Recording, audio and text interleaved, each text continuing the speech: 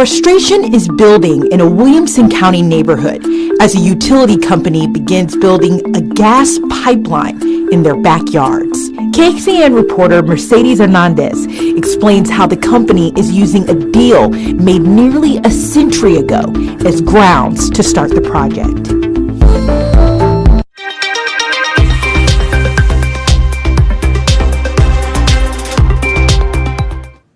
Welcome to Inside the Investigation. I'm Kelly Wiley, and today we're joined by Mercedez Hernandez. Thank you for joining us. Hi, yes, I'm always so excited to be here. We're always so excited because you've been doing incredible reporting for months about eminent domain in Texas, and in particular how it's impacting communities. Tell us about your latest story. Yeah, well, one, thank you so much, Kelly. So this latest story that I was working on is a kind of a specific neighborhood issue. So there's a neighborhood out in Round Rock off of East Old Settlers Boulevard. One woman, her name's Orlena Morabian, she reached out to us through our tip line, the report it at KXAN.com email, and just said that she was having an issue with an Atmos energy pipeline behind her home. And some pretty interesting revelations were made there, including a nearly 100-year-old deal, this easement that the company has owned now for X many years, was a lot larger than she initially thought, than she says was initially disclosed to her. So yeah, just opening up a lot of questions, and just kind of especially some big questions on how long is too long for these plans whenever, these deals were made years and years and years ago before some of these people even lived there. They're not a part of the deal at all. Well, let's watch the story and then we'll come back and talk about it. Cool. The wide open space behind Orlena Morabian's home looks more like a construction site than a rural landscape. So I've been living here almost 30 years, and that's when they came out here and they just showed up one day. That first visit was in 2021, but last spring, her family received this letter saying Atmos planned to replace a 4-inch gas line with a 16-inch line. To do that, it would need to take the land behind her home. They're expanding the easement from 20 feet to 50 feet. An easement is the right for a person or entity to access someone's land for a specific use, in this case, to run a natural gas pipeline. She says this easement is much bigger than she expected. And this easement here is 257 acres. Yeah, that's it. More than a dozen other neighbors have signed letters against the plan. But when did Atmos get the easement rights? Atmos took over the easement from the Lone Star Gas Company, which this document shows bought the 257-acre easement for $39 in 1928, nearly 100 years ago.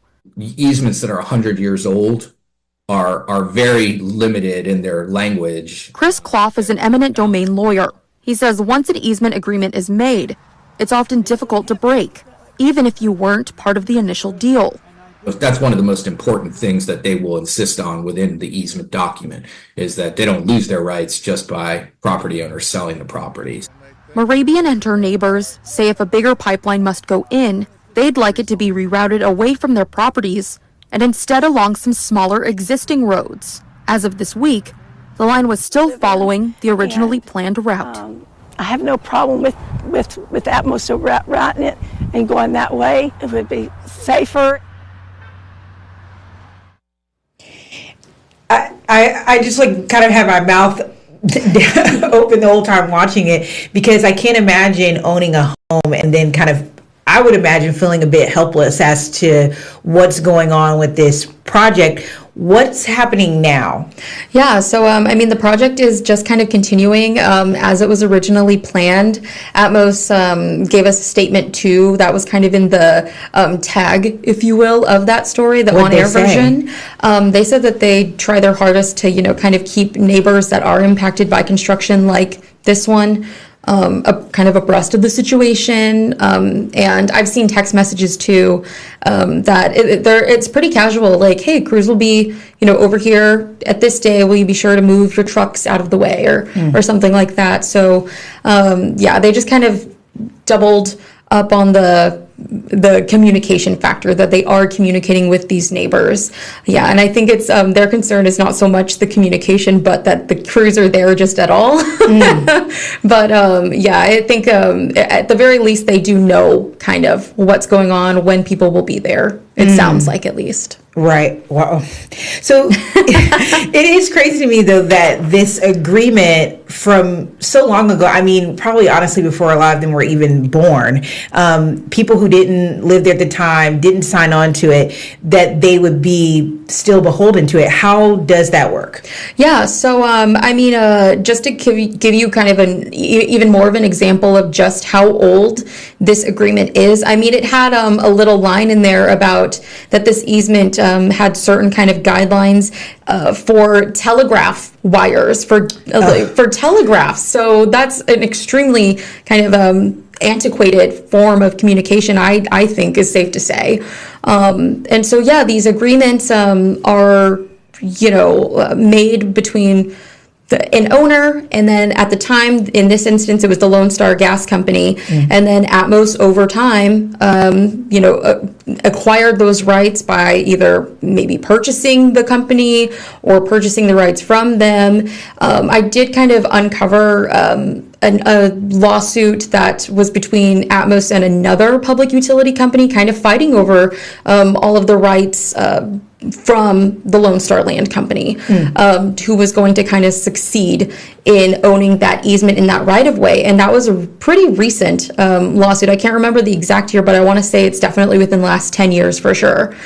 So even then, that's still, 90 years after the original agreement was made. That, Round Rock looks completely different than it did in 1928. So it's just, those agreements are pretty ironclad. They're hard to get out of once they've been established, because that's just the rights afforded to companies like public utility companies. They have special rights that are protected by Texas laws.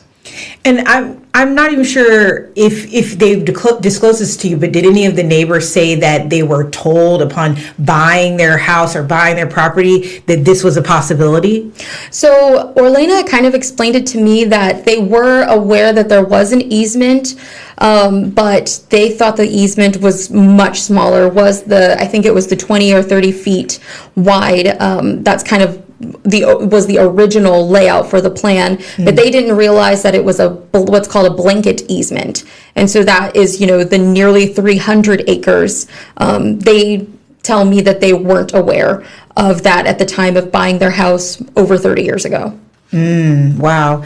Okay, so can the neighbors do anything at this point, or is it just kind of a lost cause? I think a big concern that they shared with me is obviously their property values. We know that the value of land in Williamson County just changes so rapidly. And they are kind of worried that with this construction, what that means for their land. I'm so sorry, I forget the original question, but just what can they do? Yeah, so they're just kind of raising awareness with each other, with other neighbors, to double check, that they have all of the documents for those easement rights.